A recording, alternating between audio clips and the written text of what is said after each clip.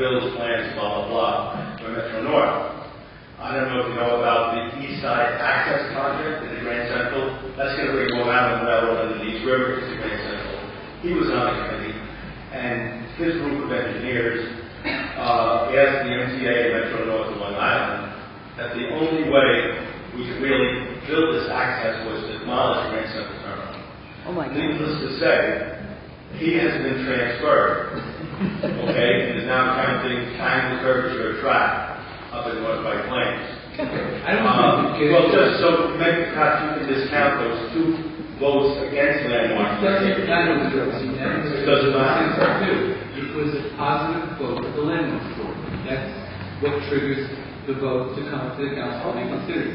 I beg to disagree. Now, as far as 87 Nepperhan goes, it's a classic landmark building you've heard all about.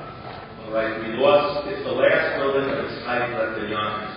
The only agency that can really protect it now, if you, is the New York State agency, which preserves historic buildings and architecturally significant buildings.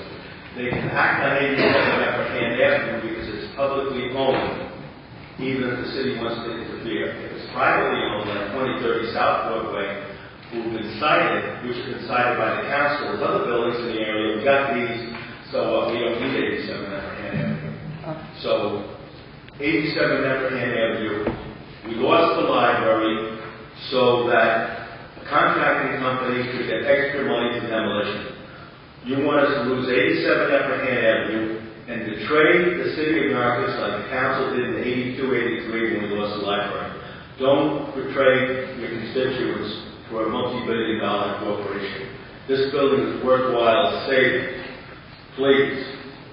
All right? Keep that in mind. What we have left where the library was is a roadway. It could have been built to this hat.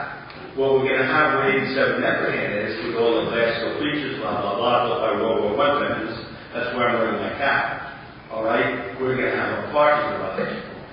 Is that your legacy to the future of Yonkers, like the library is, like the library was from the 83 council? Please, preserve the legacy.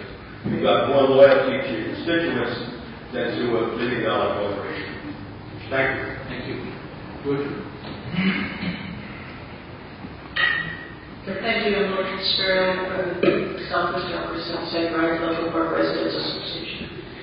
I'd like to piggyback on what the previous speaker just stated. We've lost an awful lot of our older structures in downtown Yonkers to quote-unquote urban renewal back in the 1970s. One of the major sites, aside from 87 Nepperhan, is also Chicken Island, was paved over. And I'm very distressed that the final environmental impact statement does not sufficiently respond to the questions that were raised. New York State, the fact that a 1B survey will be conducted depending on what New York State will do, or that New York State SHPO will be the advisor, is woefully inadequate, simply because the New York State agency is a consulting agency. They do not say that this has to be done or that has to be done. I think we here in the city of Yonkers need to take our history very seriously and put into the findings that there be a formal investigation done to the Chicken Island area. It was the cradle of Yonkers' industrial past, and there are numerous sites there, whether they are foundations or remnants, whatever they are dams there. None of that is being addressed in the final environmental impact statement. Please, I beg you, include it. Further, as far as the community benefits agreement is concerned, I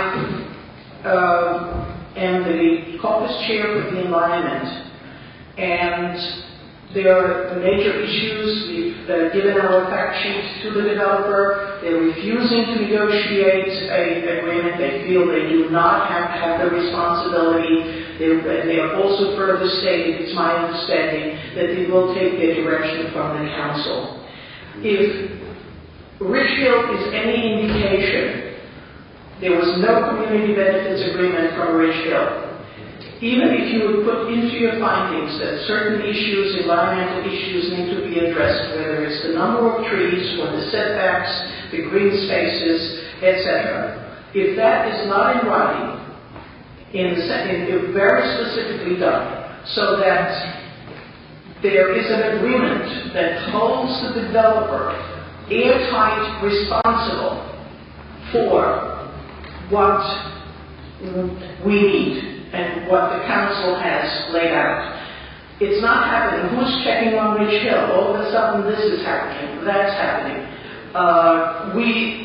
Most of the time we don't know what is even going on up there. You rely on your various departments, but the corporations have their private engineers.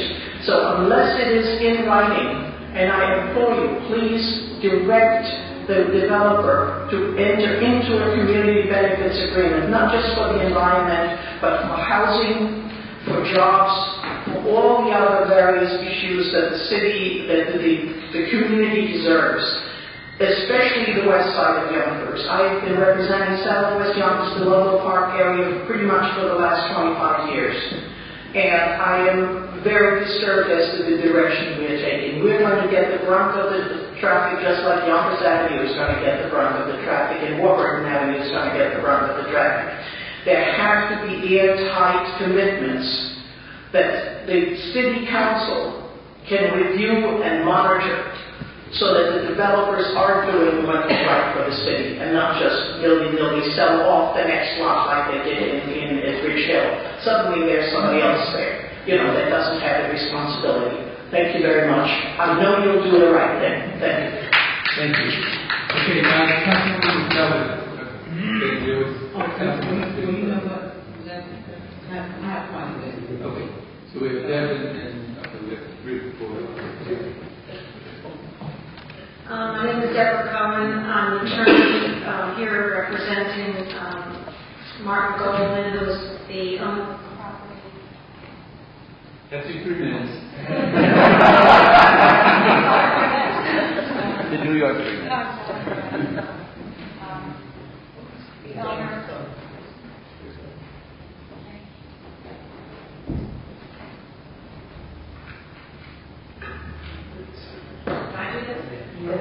Okay, 2 minutes before you go second. Really fast.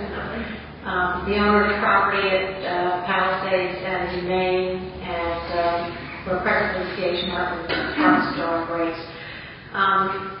The issue that I've been trying to raise on Mr. Goldman's behalf has been the proposed zoning amendment to effectuate the SSC project.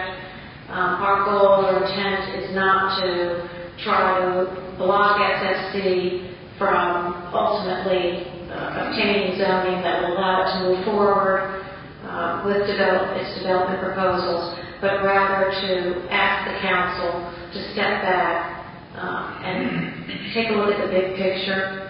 We're all very focused, especially in these economic times, of worrying about will SFC reach a point where they'll pull out. This is particularly challenging because SFC has chosen to move its proposals forward basically in a bundle, and they're intertwined and interrelated, so that any one denial of what they're seeking raises the specter that the whole thing will go kapooey, which I don't know too many people want to see that happen. But I think you've seen tonight what happens and what will increasingly happen as the city moves forward with redevelopment and revitalization, particularly in downtown, without a comprehensive and up-to-date zoning to go along with it, so that property owners, developers, and others have some predictability and see development as a level playing field where every single project, the status of things now is every single project that gets put forward